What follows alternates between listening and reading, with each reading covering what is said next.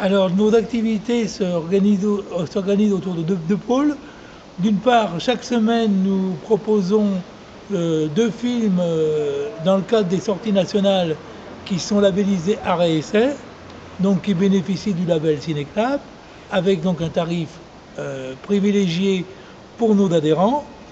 Et à côté de ça, nous proposons soit des soirées spéciales. La dernière, c'était par exemple autour du film d'horreur avec L'Exorciste, ou des cycles. Au mois de janvier, nous avons eu un cycle Louis Malle avec 3 films. Et à côté de ça, il y a 3 grands moments, alors qui ne sont pas total. Si, il y en a un qui est totalement cinéclap, c'est les films autour du monde au mois de mai, qui nous permettent de proposer des films, comme leur nom l'indique, qui viennent du monde entier. Et 2 grands moments, le festival Télérama de janvier, dont Cinéclap et le cinéma Amphi sont partenaires, et le festival de rentrée, et là encore c'est uniquement Cinéclap au mois de septembre. Est-ce que Cinéclap a des projets? Lesquels?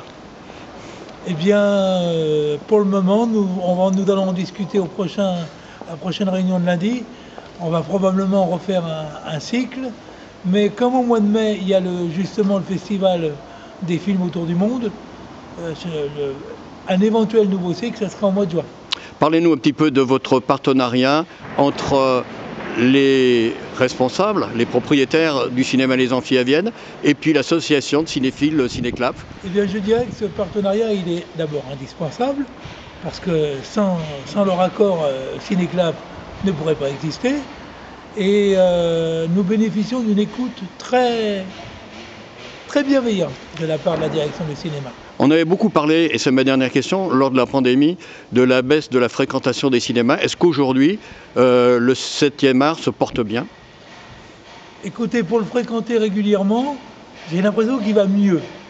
C'est pas encore la grande forme, mais il va mieux.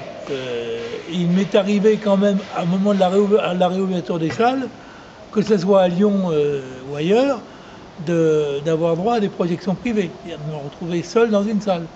C'est plus le cas. Vous avez été vous-même, et c'est ma question subsidiaire, enseignant, professeur.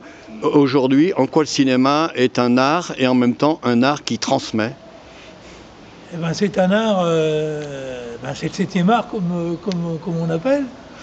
Et c'est un art qui transmet parce qu'effectivement il permet aux enfants d'aller au-delà de leurs jeux vidéo, dont Spielberg, rappelons, a fait un sujet avec Ready Player One. Et un art qui associe les autres arts, parce qu'on a la peinture, on a la sculpture, on a la musique. Et ce qui me fascine toujours au cinéma, c'est le nombre de gens qu'il faut pour faire un film. Quand on regarde avec attention le générique de fin, mais c'est un générique de fin, ça peut durer jusqu'à 5 minutes. Et je trouve ça, voilà. Pour vous, c'est un art indispensable? Tout à fait.